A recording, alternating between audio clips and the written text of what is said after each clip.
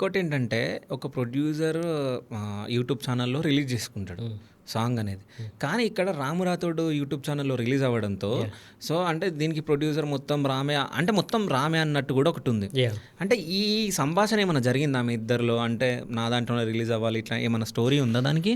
ఉందండి. ఒక చిన్న స్టోరీ ఉంది. ఓకే. యాక్చువల్లీ దీనికి బిఫోర్ మేము ఇంకో సాంగ్ చేద్దామని అనుకున్నాం. అంటే 'రాను బొమ్మరాని' ప్లేస్‌లో చేయాలనుకున్న సాంగ్ ఇంకోటుంది. ఓకే.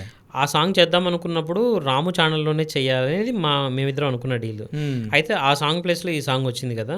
రాము అదే అడిగాడు నన్ను. "అన్న నా ఛానల్‌లో చేద్దాం ఇది. నా ఛానల్‌లో సాంగ్ రిలీజ్ చేసి చాలా రోజులైంది. ఇది చేస్తే నాకు ప్లస్ అవుతదని" అడిగాడు. ఓకే. Okay done. ఏదైతే ఉంది మనకు మంచి జరగడం కావాలి. నీ ఛానల్‌లో రిలీజ్ చేద్దాం రాము అని అప్పుడే యాక్సెప్ట్ చేసి అనుకున్నాం. ఓకే. సో, అంటే ఈ డబ్బు సంగతి ఎట్లా? అంటే ఇంత డబ్బొస్తే ఎట్లా పర్సెంటేజ్‌లు తీసుకుందాం ఇద్దరం అనుకున్నారు? 50-50 అండి. 50-50 అనుకున్నారు. 50-50.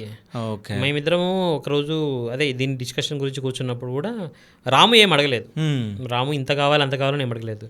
ఓకే. రాము నేనే పిలిచి రాము మరి దీని గురించి వాట్ ఈజ్ కమర్షియల్స్ అని మాట్లాడుకున్నప్పుడు రాము ఒక పని చేద్దాం, నా మనసులో ఏముందంటే ఇద్దరం 50-50 తీసుకుందాం. హ్మ్.